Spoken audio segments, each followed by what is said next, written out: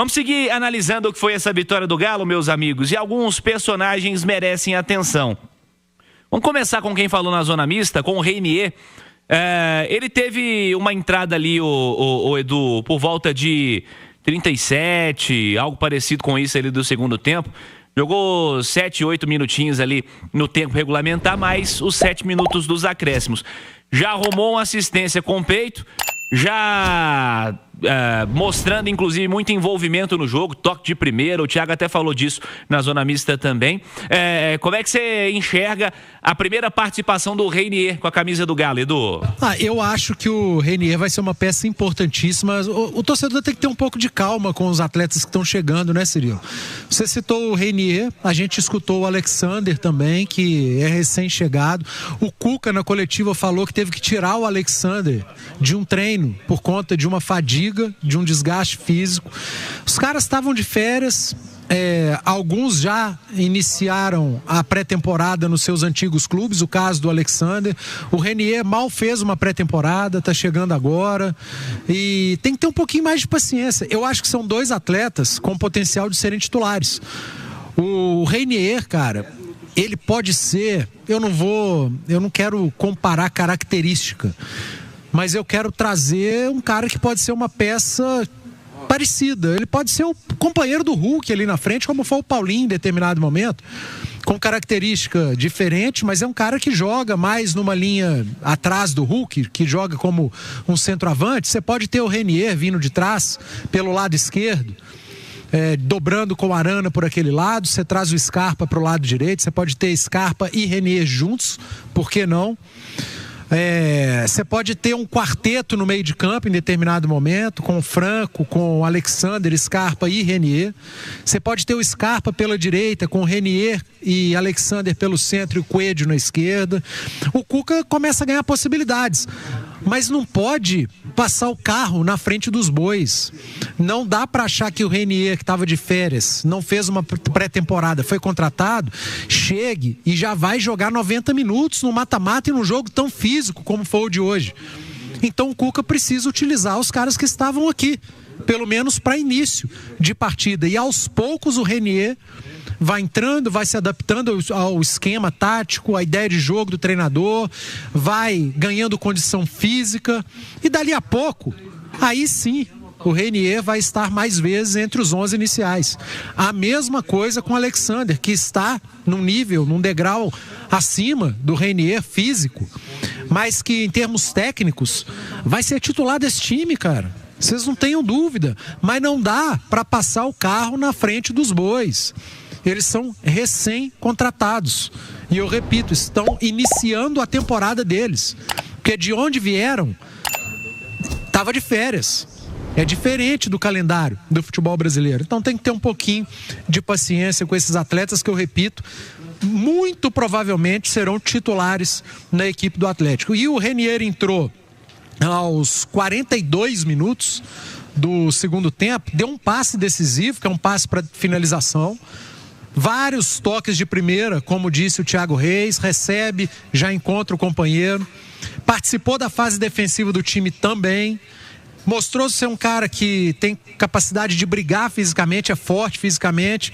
E deu uma assistência rara, que é de um passe a meia altura, em que ele de peito encontra o companheiro que está vindo de frente pro gol, né? Melhor posicionado para uma finalização. Parece fácil, mas não é, cara. Mas não é mesmo fácil. O Reinier foi muito inteligente e são jogadores especiais que dão esse tipo de passe. Então o Atlético tem hoje, o Cuca tem à disposição, claro, que não da maneira que ele quer ter disponível o Reinier, mas ele tem à disposição um cara muito acima da média, assim como é o Alexander, e jogadores com características diferentes daqueles que iniciaram e com características que se encaixaram melhor na característica do jogo de hoje contra o Godoy Cruz. Panzi, ele entrou ele entrou aos 37, viu, Edu? 37 e o gol aos 43. E nesse momento tem gol do Palmeiras, hein?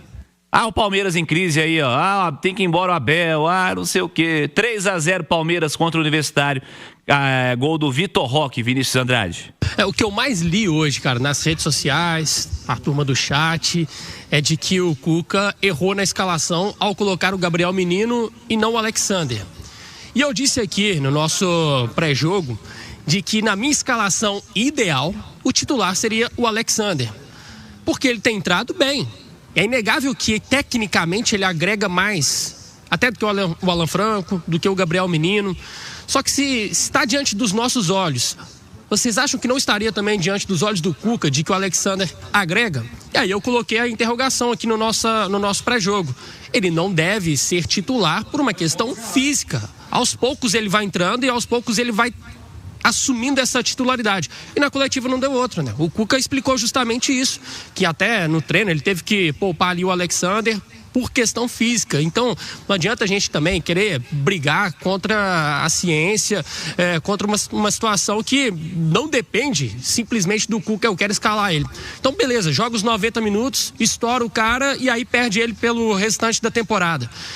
Em alguns momentos, claro, que eu vou cobrar aqui o Cuca quando eu acho que ele vai merecer as críticas, mas nessa, cara, eu entendo a escolha dele de não colocar o Alexander desde o início por uma questão simplesmente física. E ele explicou isso. Então, pra mim, ficou muito claro. E outro, o Gabriel Menino não vinha mal. O Gabriel Menino fez o gol contra o Vasco. Nos jogos contra o Flamengo, ele oscilou, mas deu uma resposta positiva na maior parte. Então, eu não acho nenhum absurdo o jogo de hoje ele ter escolhido o Gabriel Menino. Com o tempo, o Alexander, ele vai ser o titular. Isso eu não tenho dúvidas. E sobre o Renier, muita calma, né, também, porque assim, quando um cara estreia, em pouco tempo estreia mal, a gente já trata ele como bagre e não presta. O Renier estreou muito bem, agora também já tem que ser o titular absoluto, ele vai chegando aos poucos. Eu acho que é uma característica diferente dos atacantes que o Atlético tem. O Renier, ele pode funcionar como segundo atacante, como um ponta de lança. O Atlético de 2025, a construção do elenco foi muito voltada para atacantes de velocidade e força.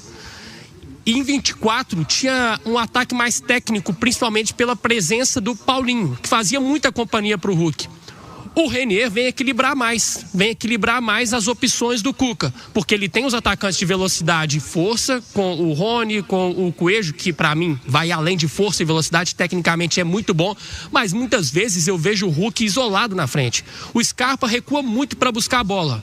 Com isso ele joga longe do Hulk. O Coelho muitas vezes está lá na ponta, está brigando, fica longe do Hulk. Então, em alguns momentos a gente fala assim, poxa, o Hulk tá mal. E de fato, às vezes ele tá mal, mas também falta gente boa para jogar mais próxima do Hulk. E eu acho que o Renier pode fazer isso muito bem. Em pouquíssimo tempo que ele esteve em campo, ele fez isso. Encostou no Hulk, deu uma assistência e aí deixou o Hulk na cara do gol, foi decisivo e fez o gol da vitória. Deixa eu trocar ideia com o Edu Panzi e com o Vinícius Andrade. O Panzi fez seu primeiro comentário. Queria te ouvir também, Vinícius, suas impressões sobre essa vitória do Galo contra o Godoy Cruz. Vitória arrancada pelo Galo na reta final, Vinícius. E tem sido assim na Sul-Americana pro Atlético, né? O Galo na Sul-Americana não deslanchou, não fez um grande jogo ainda que tenha melhorado no segundo tempo hoje. Mas o primeiro tempo muito ruim. Eu acho que o diagnóstico do Panzi em relação à parte física tem tudo a ver, eu concordo, mas aí tem uma sensação também, Cirilo. E aí é uma sensação, porque é algo subjetivo, de que o Atlético não entra com a mesma mobilização, né? A mesma concentração, por exemplo, de um jogo contra o Flamengo na Copa do Brasil. Não entrou hoje com sangue nos olhos para encarar aqui o Godoy Cruz. Não era um jogo que você poderia dar esse luxo, porque é um jogo eliminatório. Por mais que o Godoy Cruz não seja um grande adversário, mas ele pode complicar o jogo, como quase complicou aqui pro Atlético. E aí o Cuca já faz as mexidas no segundo tempo. E, assim, a verdade é que o Atlético melhorou, só que, cara, que segundo tempo arrastado pela cera do Godoy Cruz. E a cera, no fim das contas, ela vale a pena porque o árbitro vai e dá 7 minutos de acréscimo. Ele não interrompeu a cera, ele foi permissivo com a cera no segundo tempo e deu apenas 7 minutos. Então, assim, pro Godoy Cruz, mesmo que tenha tomado a virada, ele levou vantagem em boa parte do jogo pela cera que ele fez.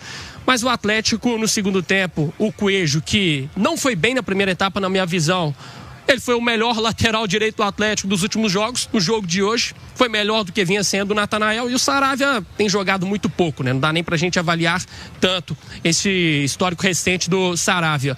E a entrada do Reinier também, eu acho que vai agregar muito pro Hulk. Porque o Hulk tá mal, não vem fazendo grandes jogos, mesmo assim sendo decisivo em vários. Mas ele precisa de ter gente boa jogando perto dele. O Queijo muitas vezes joga distante do Hulk. O Rony é mais correria, mais transpiração do que qualidade técnica. E alguém precisa se aproximar do Hulk. E quando o Reinier, com a qualidade dele, se aproximou, foi uma bela assistência, uma assistência de peito que deixou o Hulk na cara do gol. E ele fez o gol da virada atleticana. É uma vantagem mínima, mas importante, principalmente pelo contexto do jogo. 1-0 para o Godoy Cruz, o Atlético tem que correr atrás, buscar a virada. Então, o Atlético vai com uma boa vantagem, só que não é aquela vantagem que eu falei aqui que poderia acontecer de 2, 3 gols, para você se dar o luxo de chegar lá na Argentina e às vezes até rodar o time, administrar. Se o Cuca tiver que rodar o time, ele vai ter que fazer isso contra o Grêmio, porque precisa de força máxima para confirmar essa classificação. O Atlético não vai ter vida fácil na Argentina. Lá vai ser um caldeirão, mas o Galo está acostumado com o caldeirão, né? Ano passado esteve no Monumental lotado com uma festa espetacular da torcida do River. Então tem casca, tem experiência, mas vai ter que jogar muita bola e não só 45 minutos. O Atlético precisa jogar bem 90 minutos. Pois é, ô Panzi, queria mais da sua opinião também nesse pós-jogo, lembrando que vocês falam em nome de Prefeitura de Nova Lima, o futuro mora aqui. Aliás, esse Galo e Grêmio citado aí pelo Vinícius Andrade, domingo 4 horas, Arena MRV, jogo do Campeonato Brasileiro, antes de pensar no jogo da quinta da semana que vem, duelo da volta na Argentina contra a equipe do Godoy Cruz. Ô Panzi, você falou sobre o Galo que tem jogado um tempo inferior de maneira positiva nos jogos, né? Tem jogado menos tempo bem do que o necessário para não passar aperto. O que é necessário fazer para corrigir isso, hein, Edu? Como é que você tem identificado essas questões no Galo? Realmente isso vem acontecendo, né? O time tem demorado a se ligar. Lá contra o Flamengo, no jogo da semana passada pela Copa do Brasil, foi por um triz o primeiro tempo, hein, Edu? Você pode ter vários diagnósticos, Cirilo. O Atlético nos últimos jogos, e aí você pode empilhar partidas, né? Flamengo, Bucaramanga, Vasco, hoje contra o Godoy Cruz. Posso estar me esquecendo de outras, mas certamente elas existem. Em que o Atlético não vai bem na primeira etapa e precisa do intervalo e o segundo tempo para melhorar, para buscar empate, para tentar vencer. Às vezes não consegue, como no jogo contra o Bucaramanga, mas a partida foi para os pênaltis e o Atlético acabou vencendo, fazendo um segundo tempo melhor do que o primeiro. Primeira coisa é postura. Você tem que começar o jogo ligado, cara. No 220, seu adversário tá brigando, mordendo, correndo, você tem que fazer no mínimo igual. Hoje eu acho que faltou um pouquinho de postura sim do Atlético, apesar de eu acreditar que o time está cansado. O Atlético hoje é um time cansado. Acho que o Cuca está esticando muito a corda para alguns jogadores. Muito mesmo. E aí são 3 fatores, na minha opinião. Primeiro, postura, que faltou hoje no primeiro tempo. Segundo, a parte física do Atlético. Terceiro, acho que foi um time muito cadenciado num jogo que pedia muita dinâmica.